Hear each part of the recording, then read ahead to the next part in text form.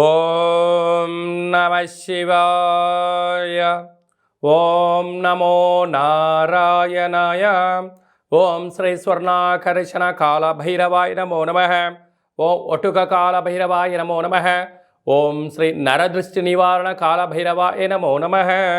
మా ఛానల్కి స్వాగతం. చూస్తున్న వీక్షకులకు ప్రేక్షకులకు ప్రియ కాళభైరవ భగవద్బంధులకి స్వాగతం పలుకుతూ మమ్మల్ని ఎంతగానో ఆదరిస్తూ ఉండబడిన ప్రియ సోదరీమణులకు సనాతన ధర్మ సంరక్షకులకు జ్యోతిష అభిమానులకు స్వాగతం పలుకుతూ 2024వ సంవత్సరం జనవరి నెలలో నూతన ఆంగ్ల సంవత్సర శుభాకాంక్షలు. 1వ తారీఖు నుండి 15వ తారీఖు వరకు పుట్టినటువంటి వారందరికీ కూడా అడ్వాన్స్గా జన్మదిన శుభాకాంక్షలు. ఈ నూతన ఆంగ్ల సంవత్సర ప్రారంభకాలం నుంచి జనవరి నుండి డిసెంబర్ వరకు అందరికీ విద్య, ఉద్యోగ, వ్యాపార, రాజకీయ, సేవా రంగాలలో ఎలాంటి అష్టకష్టాలు లేకుండా అష్టైశ్వర్యాలను ప్రసాదించాలని నరదృష్టి నివారణ కాళభైరవ స్వామిని వేడుకుందాం. 1వ తారీఖు 1వ నెల 2024 నుండి 15/1/2024 వరకు ద్వాదశ రాశిలో గ్రహ గమనాల్ని ఒకసారి వీక్షింపచేద్దాం.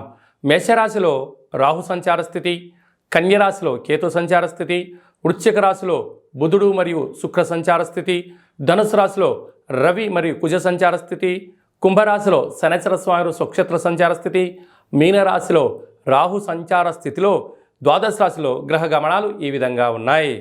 మేషరాశి వారు నూతన ఆంగ్ల సంవత్సరంలో అమావాస్య తిథి యందు ఎలాంటి విధి విధానాలు పాటించాలో ఈ వీడియోలో సవివరంగా సంపూర్ణంగా తెలుసుకుందాం.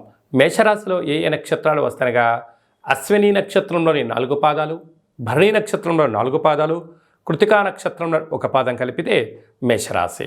చాలామందికి పుట్టినటువంటి కాల సమయంలో డేటా బర్త్లు లేనటువంటి కారణం చేత పేరు యొక్క మొదటి అక్షరాన్ని అనుసరిస్తూ ఆ రాశిని తెలుసుకునే ప్రయత్నం అవుతుంది. అవి ఏ అక్షరాలు ఒకసారి పరిశీలన చేద్దాం.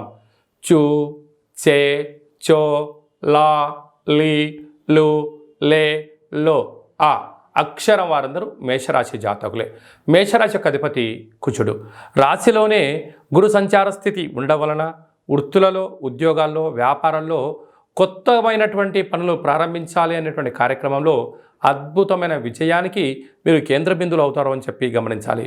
ఏదైనా జరగబోతున్నటువంటి విషయాన్ని అందరికన్నా మీరు ముందే పసిగట్టి ముందు వరుసలో ఉండడం, తగు ప్రమాదాలను నివారించుకుంటూ ఐశ్వర్యానికి, అదృష్టానికి, కష్టపడే తత్వానికి స్వాగతం పలుకుతూ వెళ్ళేటువంటి విషయంలో మేషరాశి వారికి ఇది చాలా మంచి కాలము అని చెప్పి గమనించాలి.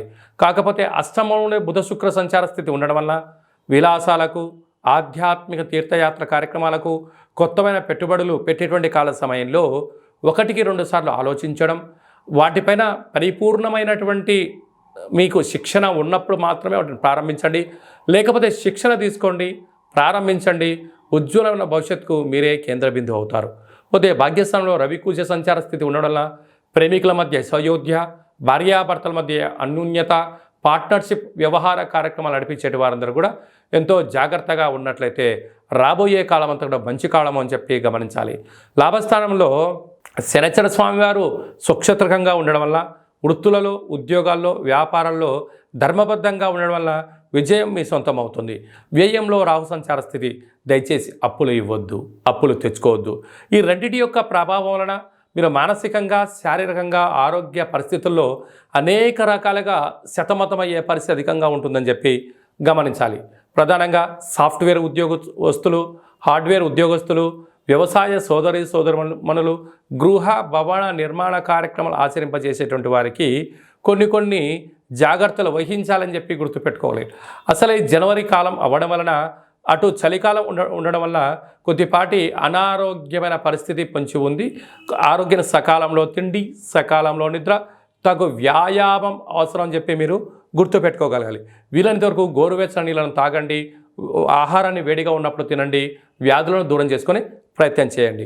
కనుక ఈ 11వ తారీఖు అమావాస్య సందర్భంగా మేషరాశి వారు ఈ అద్భుతమైన ఇంకనూ విజయం సాధించగలగాలి అన్నట్లయితే మీరు ప్రతిరోజు భోజనం చేసేటువంటి కాల సమయంలో కుక్కకు కానీ, కాకి కానీ, ఒక సాధువు కానీ అన్నదానం చేసి మీరు అన్నం తిన్నట్లయితే మీరు అనుకుంటున్న అన్ని పనులలో ఉన్న ఆటంకాలను, కర్మను దానం చేయడం అని చెప్పి గమనించాలి.